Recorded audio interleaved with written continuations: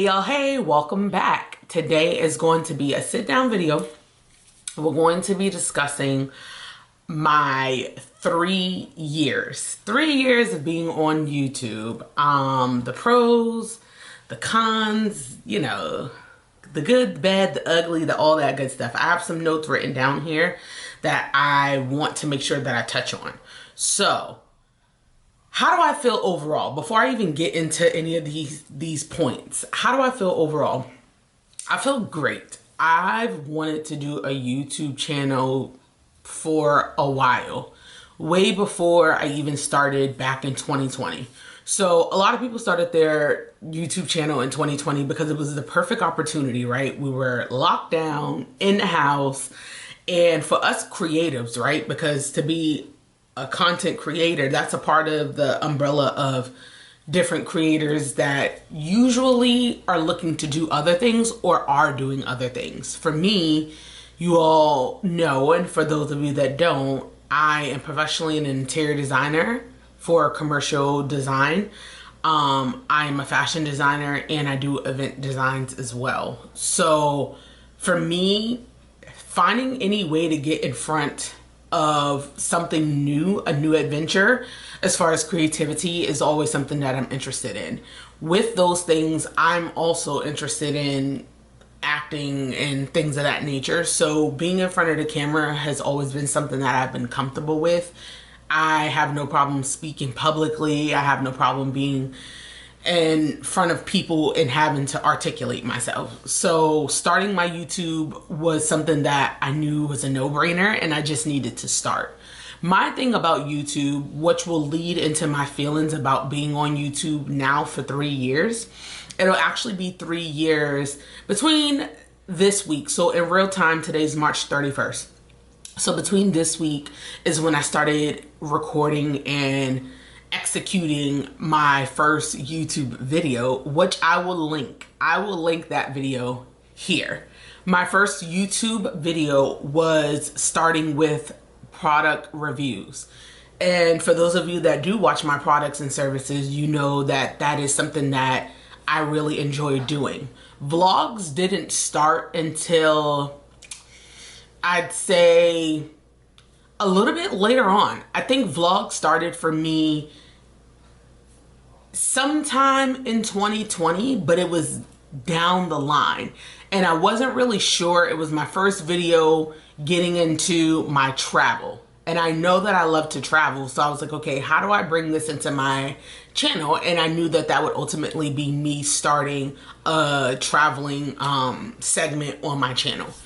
Once that happened and I did my first trip, I posted that and I was like, okay, people may be interested in seeing this. And then it wasn't until the year after, 2021, where I was like, you know what? Starting for this birthday, you're doing another travel, continue the vlogs, whether they're weekly, whether it's talking about your life, anything of that nature. So that's when I started branching into vlogging. So right now my channel is focused on products and services, which is something that I still continue to do. The reason why I do them is because I'm one of those people, guys, that will have no issue with buying products or services and giving my honest feedback about it. I don't need to be paid for it, because if I'm spending my money, I'm wanting to experience a certain thing. And if it was good or if it was bad, I don't mind giving companies that sort of feedback or giving consumers that sort of insight, because we all need to know what we're getting ourselves into. So that's initially where that started. After that, I was like, okay, I want to show people my personal life as well. So that's where the vlogs came from. I would say for YouTube, I feel like I've noticed that people gravitate towards my reviews on the products and services more than they gravitate towards my my vlogs, which are more personal. The reason why I think that may be is, let's get into the points, because I think that that will touch on the next topic of what I have here. Audience. One, you need to know your audience, right? So before I get into the reason why I think people cater more to my products and service reviews than they do my vlogs, is because you need to know your audience. I started off with that. And the thing is when it comes to YouTube, we all know that there's an algorithm. You either get placed to the top for people to see your videos if people are clicking on those sort of videos. But we also know that clickbait on Google search is also important. And what I mean by that is people are going to go search those specific topics, right? So say for instance, if I'm doing Trader Joe's chai tea latte and people know that they've seen that at Trader Joe's, there's a lot of people, guys, that are skeptical on spending their money, time, energy, anything on something that they are not really aware of. So with that being said, that means that people are going to Google and they're like, okay, how do I see if somebody else has done a blog on their food website talking about this item? How do I see if maybe it pops up on TikTok, Instagram, whatever? How do I see if somebody has it on YouTube? And that's where I think a lot of my traction is coming from, is because people are searching for these things on YouTube, on Google, whatever, they're searching for these things. So I have a lot of videos where people have viewed it 2,000, 3,000 times, but my subscribers is not that high. So getting into that part and sticking on the audience part is that you need to know what your audience are interested in. I've realized that there's an audience for people that are interested in product and service reviews. So I don't personally plan on stopping, you know, those sort of content videos just because I want to be helpful to people, but I also enjoy doing them. And as the time has gone on, I've become more lenient and like really just me. In the beginning, I had to make sure that I was like, okay, let me make sure I got a nice little backdrop. Let me make sure that like I look like this and I'm smiling and I'm doing this. And I still do those things in my video. But I'm fine with now having you all interact with me with these products and services, right? If it's products and it's in my kitchen, you'll see me in my kitchen. If the service is at someone's facility, then you'll see me at that place, right? Because I want you to see me authentically in this space and don't feel like I'm just sitting here rambling off to you about a product that you're not really quite sure if I've tried, even though I know for sure that I've tried these things. And I'm honest with what I'm saying. And I've gotten feedback where it's like, well, show us you eating them. Show us your reaction when you first try it, right? Show us. And that has always been comments that I've seen. So I've altered how I do things just so I can keep my audience coming. With that being said, it is hard growing on YouTube because for me, I have a little over 500 subscribers. I've been doing this now for 3 years consistently, y'all. If y'all go to all of the videos that I've uploaded, whether it's vlogs, whether it's product and service reviews, whether it was me trying other series, that's a whole other thing. I have stayed consistent. I made sure I continued to give you guys at least a few videos in a month because I know that being consistent is very important on YouTube. It can become discouraging. So for anybody out there that's thinking about YouTube, a little hesitant or whatever, it can be discouraging. I'm not going to sit here and lie to you. For someone that's been on YouTube for 3 years, I do initially feel like, okay, why don't I have more subscribers? Right? I've seen people that have started YouTube at the same exact time as I have, and they literally have 10,000 subscribers, 100,000 subscribers, all these things to like monetize their channel or get that traction, that recognition. But then I have to remind myself, the overall thing that people have to remind themselves about daily, you're in your own lane. You need to stay in your own lane, right? What you have to offer to someone is why you have your specific audience. And what that person has to offer to their specific audience is their audience. You understand? I'm not here to do beauty to do beauty tutorials and to do fashion tutorials and all these hauls. And that's not my niche, right? That's not what I'm interested in. It's not what I want to advertise. If it's a part of a product or a service, sure. But it's not something that I want to do. And then also, I'm not interested in some of these ways that people grow their channels, maybe paying for it, doing all these things. I want to grow it authentically because I truly want people that are subscribed to me to really like me genuinely for who I am and what I have to offer on YouTube, and not because I bought my way to success, right? So those are just my thoughts on it. It is kind of like, damn, this video got 3,000 views and there's only still this amount of subscribers. And let's not get it twisted, y'all. I am very, very, very, very, very, very appreciative and grateful for the subscribers that I have. I will never let that go unnoticed, because at the end of the day, I don't want to ever sound ungrateful. Oh, I only have 500. Let me tell you something. 500 means a whole lot. Not to mention that if you think about it, you're on social media, you probably got 100 friends and family on your social media, because those are people that you know. So by default, they're going to follow you. These 500 people, some of them are family and friends, but I cannot stress to y'all enough. And I'm not shading to my family and friends, because for y'all on here that subscribe, that watch heavily, I appreciate it. But I see the people that are subscribing to me all the time. And 97% of these people are people that do not know me, never met me a day in their life, and they're rooting for me and they're cheering me on. And that goes for any business, y'all. YouTube is a business. When you choose to become a content creator, YouTube is a business. It usually ends up being that strangers that do not have any kind of damn clue about you be the ones that will support you more. Now, I'm not one of those people with any of my business ventures that I have. Oh, people don't want to support me. People don't want to do this. People can do whatever they want. I ain't going to force anybody to subscribe, to buy into, to do any of that stuff with anything that I'm doing, because all I want around me is genuine support. Genuine people, right? So I'm forever grateful for the 500 plus people that are subscribed to me, even if they're not family, friends, whatever. So you always want to stay true to yourself. One thing that I have learned on YouTube is that you need to be authentic. As far as it comes to, as it goes for creating content, you need to be true to yourself. Do not get on the bandwagon of creating content that has nothing to do with you, because trust me, your viewers will notice it.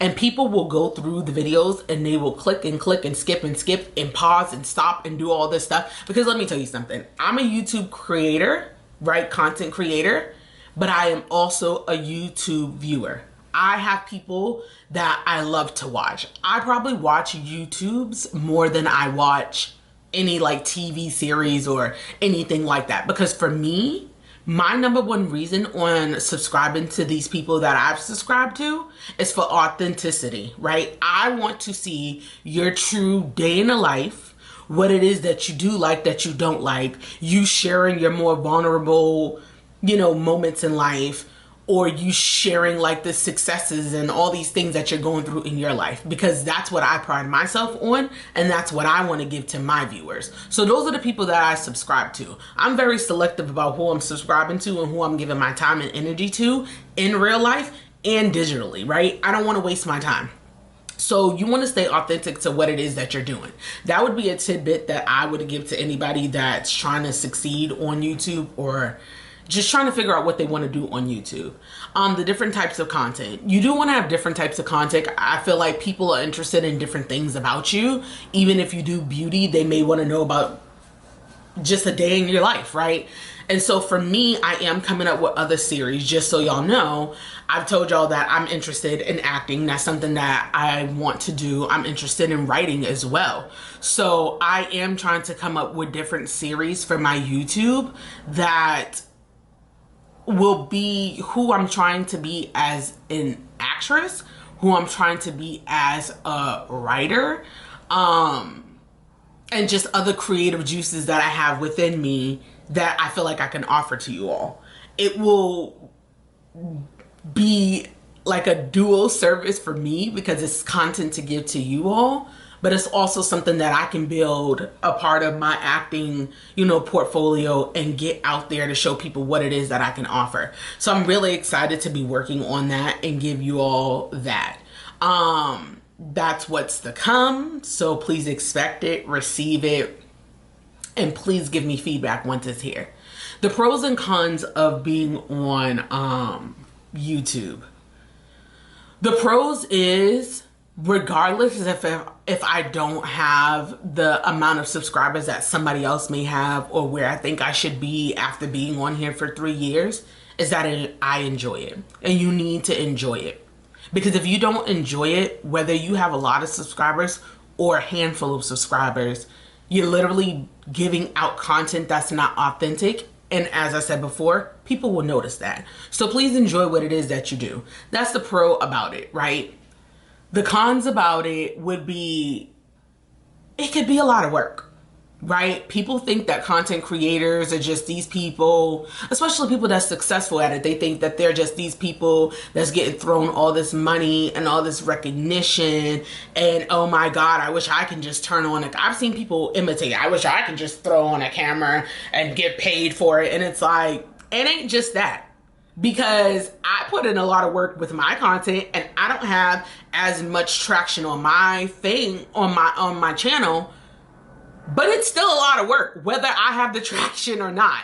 So I can only imagine people that do have that traction that may feel like, damn, I gotta make sure that I upload at this time and day because people are expecting it because I have these many subscribers and they're watching, right? I can only imagine for them, they may feel the same pressure that I feel or even more because of their level of subscribers that they have. So the con is that it can be a lot of work, but nothing comes easy. And anything that you want in life, y'all gotta work hard for. To get into the last little bit of things about YouTube, consistency. Consistency is key. Even when there was times that I was like, ain't nobody watching me. I only got this amount of subscribers. I only get about 7 views on this one video or whatever. No one's watching me. Why am I putting in all this edit time? Why am I putting in all these different scenes? And why am I putting in all of this? No one's watching me. You gotta cancel out all that noise, y'all. Y'all gotta cancel out the noise.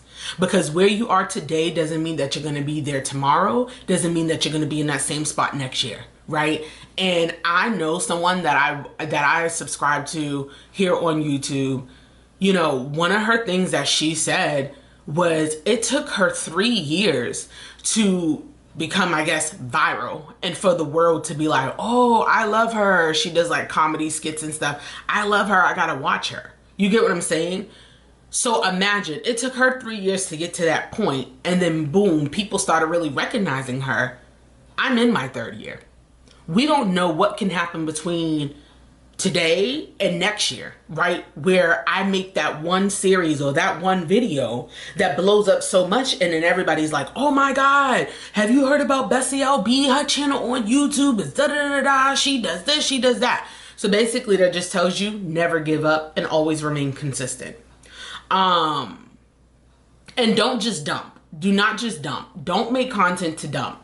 Because when I have some people that I subscribe to, I can tell when they put in a lot of work in certain videos and when they're just dumping stuff. Don't just dump. Because when someone just dumps videos, I will literally skip through it or turn it off and go to the next person's channel. So don't just dump. And then be careful with the you should do this. That's my last thoughts on this. Don't have people tell me what you should do on YouTube. Because that goes back to what I said, find your audience. If you're sitting here trying to create content that has nothing to do with nothing, and they know that your personality is one way and you're over here trying to advertise and show content that has nothing to do with your personality, they will not watch. People know when somebody's bullshitting them and when they're not. So do not just dump. Don't just put content out there that doesn't make sense, that doesn't speak to the kind of person that you are. So I would say that's my tidbit about YouTube and how I feel, and I will continue to be on here. I have new stuff to come. I want to say thank you again to my 500 plus subscribers. I want to say to people that are watching and not subscribed, please do subscribe if you want to see more content from me. You all can feel free to leave comments and tell me what you think. Tell me if there's things that you feel may fit my sort of, you know, personality that you're interested in seeing.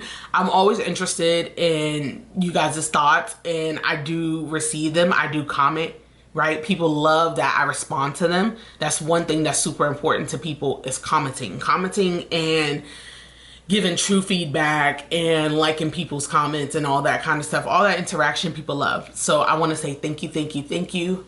Happy 3 years to me, and I hope there are many more to come.